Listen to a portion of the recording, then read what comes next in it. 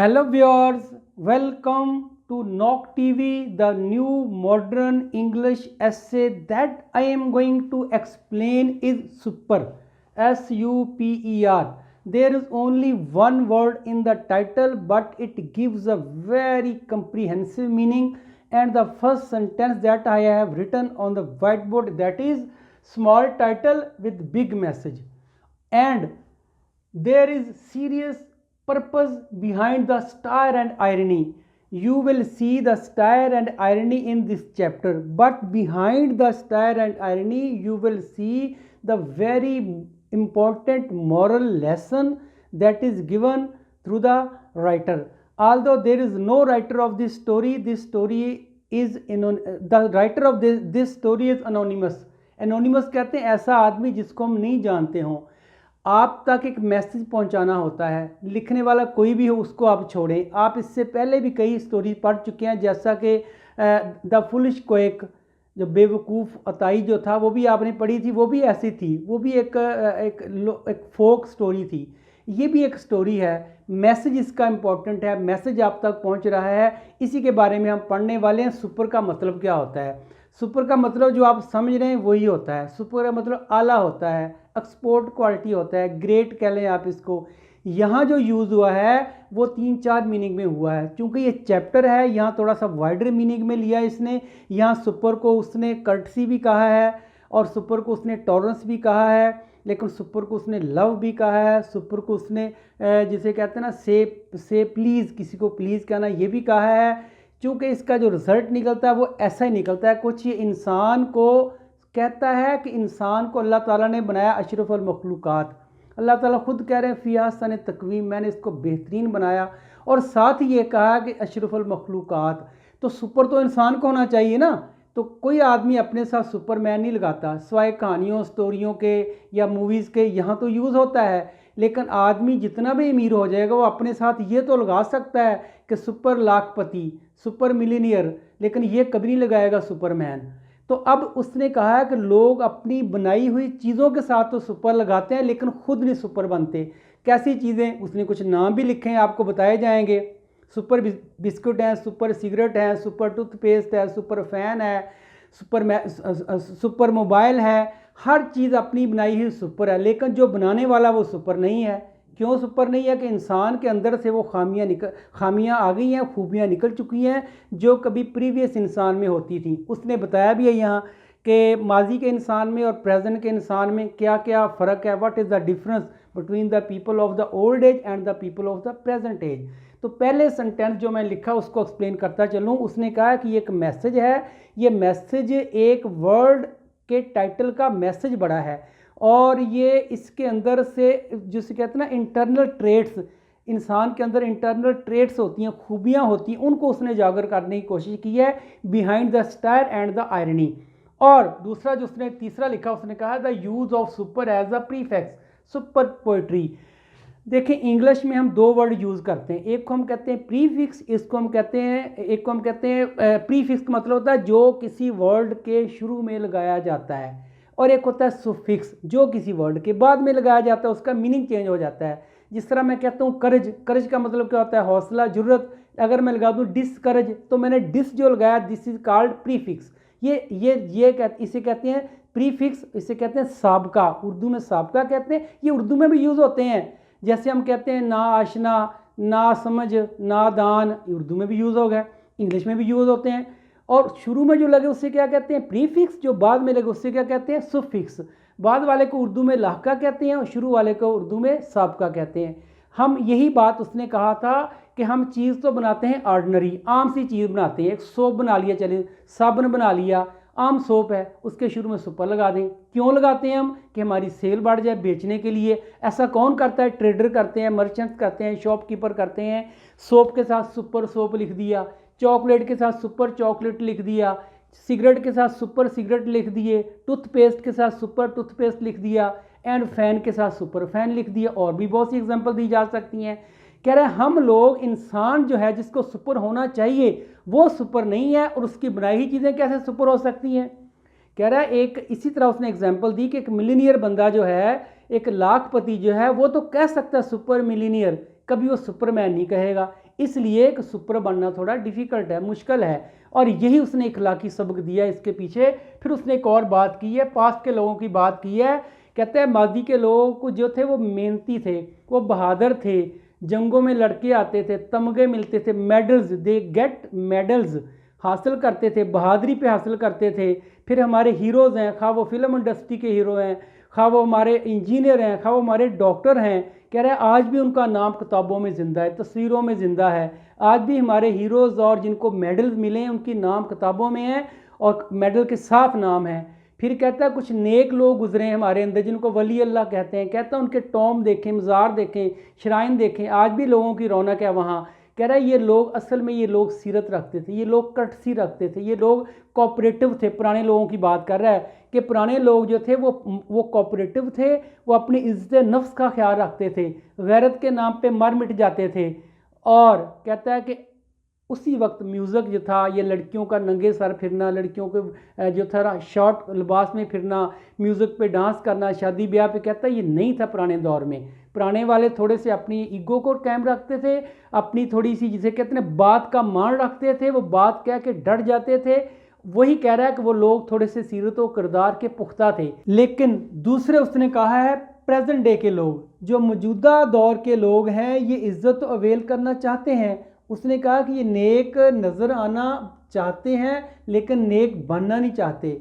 ये अपनी ईगो, ये कहते हैं they want to earn fame and honour without any effort, यानी यूँ कह लें बगैर मेहनत के जन्नत हासिल करना चाहते हैं। He is not aware of personal charm and traits, उसको अपनी ज़ाती खूबियों से कोई दिलचस्पी नहीं है। They want to earn everything without effort, खा वो पैसे हों, खा मनी हो, खा वो झूठ बोलना पड़े, खा वादा खिलाफ़ी करनी पड़े, जबकि इसकी मजम्मत की गई है। अब उसके बाद उसने जो बात की है वो कर रही है। अच्छा, उसने कुछ ना नाम लिए हैं आपकी बुक के, आपकी चैप्टर में नाम है जो मैं कोट कर रहा हूँ यहाँ, चूँकि ये ऑब्जेक्टिव में आ सकते हैं इसलिए मैं वही नाम ले रहा हूँ। उसने पहला सीज़र बोर्जिया का नाम लिखा है। Caesar Borgia, he was an Italian noble man who served as a cardinal in a Catholic church. ये यूं कह लें कि आप एक पोप था, पोप से जूनियर होता है ये, जिस तरह हमारे दर्जे होते हैं, पहले मौलवी होता है, फिर आलम होता है, फिर मुफ्ती होता है, फिर मुफ्ती आज़म होता है। उनके भी इस तरह दर्जे होते हैं, पहले प्रीस्ट होता है, पादरी होता है, फिर बिशप होता है, फिर पोप होता है, पोप से नीचे होता है ये कार्डिनल, और यूं कह लें कि आलम कह लें उनका। और कह रहा है इसने सर्विस की थी अपने कैथोलिक चर्च में, इसलिए ये मशहूर था। उसने यहाँ कोड किया है, कह रहा है ये अपनी परफॉर्मेंस की वजह से सुपरमैन बनना चाहता था लेकिन ये सुपर नहीं साथ लगा सका।